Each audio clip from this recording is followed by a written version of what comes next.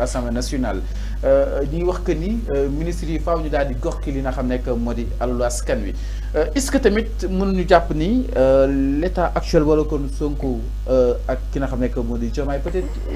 nattuñu développement réew mi si gox bi nga xam ne taw dem ko daal di war a mën a gox ki yenn si ay ministres yi nga xam ne itam nekkoon nañ fi si jamono Macky Sall. gis nga Fallou il n'y a point de bonheur point de développement nu mu tudd sax dans l'impunité. ok xam nga tey alalu réew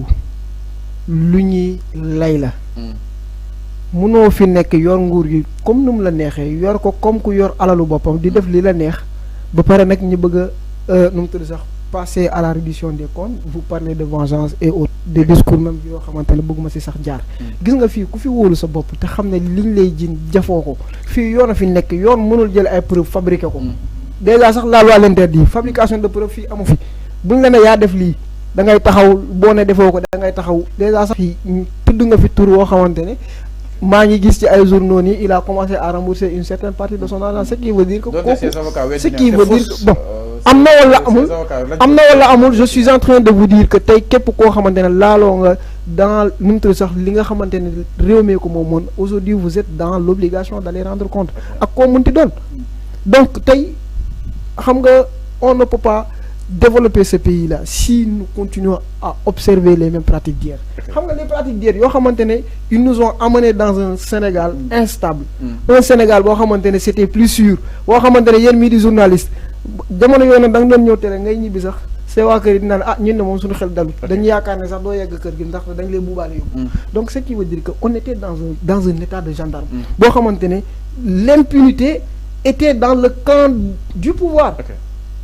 képp koo xamante ne bokk ak ñoom xalaat ñi jël la def la loo xamante ne moom lañ la war a def tey bu ñu demee bay di naan dañuy teg nu mu tudd sax benn nu mu tudd sax haute cour de justice lenn moo ko tax a jóg c'est pour que tey abus yi nga xamante ne autorité dañ ciy nekk ñu mun ci génn ba mu set wecc je pense que tey lépp loo xamante ne war nañ ko war a mën a wax ci nguur gi il faut que ñi ciy dem avec beaucoup plus de recul parce que fu mu nekk ni que ce soit nga nekk ci opposition wala boog nga nekk dans une logique de vouloir tout nier da nga war a nangu ne que vous n'avez pas le recul nécessaire pour apporter des critiques fii c'est ça la vérité analyste politique boo fi laaj dina la ko wax on n'a pas l'opposition n'a pas le recul nécessaire aujourd'hui pour dire que ce gouvernement nii ak nii ak nii seulement parfois il y a des gens yoo xam ne dañoo bëgg a nier pour nier rek mais ce qui est sûr et clair attendez de nu mu tudd sax que seen assemblée bi ñu jël budget jox ko nguur gi que nguur gi mu mun a avancer ci ay projet mu mun a def une exécution de son budget au minimum sax 1 an nga laaj ko nga ne ko yow liñ la joxoon daaw foo ko dugal mais yow nguur goo xamante ne da nga koo dañoo fal Diomaye defaguñ sax investiture ñu commencé wax je veux dire que aujourd'hui l'intellectuel c'est celui-là qui a le recul nécessaire et aujourd'hui lenn loo xamante ne tey kenn mënu koo dindi mooy la volonté manifeste de la souveraineté loolu kenn mënu koo dindi te tey lépp luy projet nga xamante ne war na réussir même yow sa projet individuel tey la réussite de ce projet dépend abnégation bu ñu ciy def depuis début bi nit ñi jàpp yi ngay jàpp mbir mi ak sawar ji nga ciy sawar ci loolu lañ lay xool ñi am yaakaar ni fi ngay jëm mën nga fa yegg mais tey kooku xamante ne da nga koo dénk mbir mu ciy boole ab caaxaan kooku mën nga yaakaar ni kii nii il n'amènera jamais le résultat et c'est pas le cas aujourd'hui on a parlé du statut de Lat Dior on a parlé nu mu tudd sax on a vu ces derniers moments là nu mu tudd sax la commémoration des tirailleurs sénégalais c'est des choses yoo xamante ne ça enfonce le Sénégalais dans son histoire parce que tey quand on n'a pas le sentiment enfoncé dans les valeurs de la République quand tu ne te connais pas toi-même tu ne pourras rien faire de bon parce que lan la ci ay xalaatu nit yi ngay demee ci ay nu mu tudd sax dégg naa ngay demee te nit ki c'est ça la manipulation c'est aujourd'hui avoir un cerveau qui est formaté pour avoir une pensée unique nga dem école boo xamante ne dañuy décider li ñu lay jàngal ak li ñu la dul jàngal yow sa maam ay jaar-jaaram li mu def ak li mu defut yow lu ci baax kenn du la ko wax je pense que tey c'est des choses yoo xamante ne aujourd'hui on a vu la volonté manifeste du pouvoir de supprimer tout cela en faisant quoi en rafraîchissant les mémoires je pense que loolu noonu ce n'est pas profit kenn du ci wax nguur gi la kenn du ci wax opposition la loolu ça part dans le sens de la restructuration de la mémoire collective du Sénégalais te loolu noonu c'est la base de tout projet pour terminer Fallou dama bëgg a wax ne tey le Sénégal en tout cas de demain est plus prometteur pourquoi parce que tey on a vu des ministres de la République yoo xamante ne ils sont différents des ministres d'hier quoi que l'on puisse dire ay ministres yoo xamante ne bu ñuy génne sirène di leen gunge partout moi je peux vous citer le nom d'un ministre qui a été arrêté ci convoi am dañ ko arrêté parce que dafa am ñu doon jàll lan moo tax parce que liñ tàmmoon gis ci nguuru démb yi bu ñuy dem ay sirène di leen topp ay motard di leen topp moom moo tax topp ko xamul ni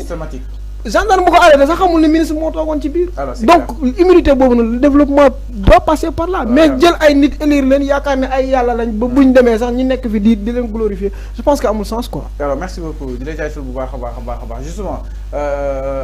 yéen Cheikhou rapport yi jamono ji nag ma ne kon vous êtes dans le viseur peut-être ñi xaar yi si yéen remboursement bi ñu xool fan la ñu war a mën a jëlee. Sur la reddition des comptes sur la reddition des comptes moi je ne suis pas contre mais damay ragal wala bañ mu mel ni créé parce que le président Macky lorsqu'il est venu ñu ne il faut que ñu def la reddition des comptes ñu carré oto bi duy ba mu fees noonu lañ ko mën a jàppee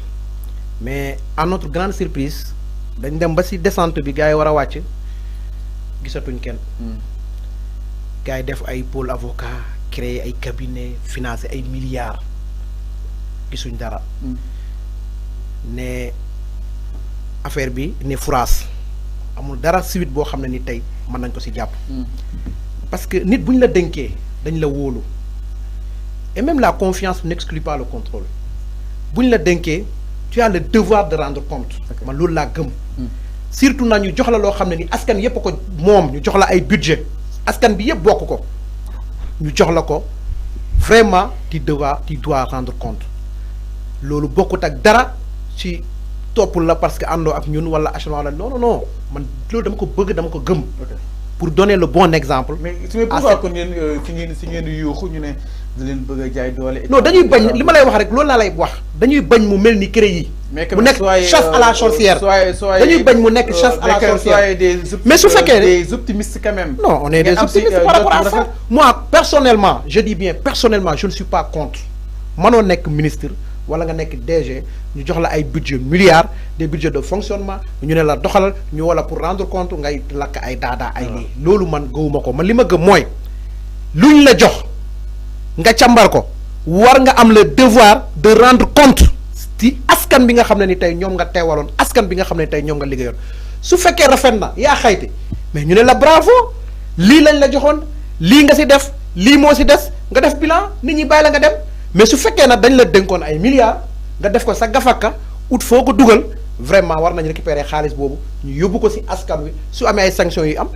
nga subir ko. parce que tamit loolu mooy le bon fonctionnement de l'État parce que tey bu ñu corrigé wul ñi koy def nii tey suba mën nañ ko jëlaat ñeneen ñu lekk xaalis bi dem seen yoon. loolu du doxal réew. c'est clair par rapport ak li nga xam ne que moo di la reddition des comptes ak tolluwaay wi donc nag ki nga xam ne que moo di Lat Diop yoon ak wàllu yoonal rejeté na li nga xam ne que moo di tout li nga xam ne itam doon na ko daal di sàkku kaw Mame Mbaye Niang aussi peut-être ñu koy xaaree nii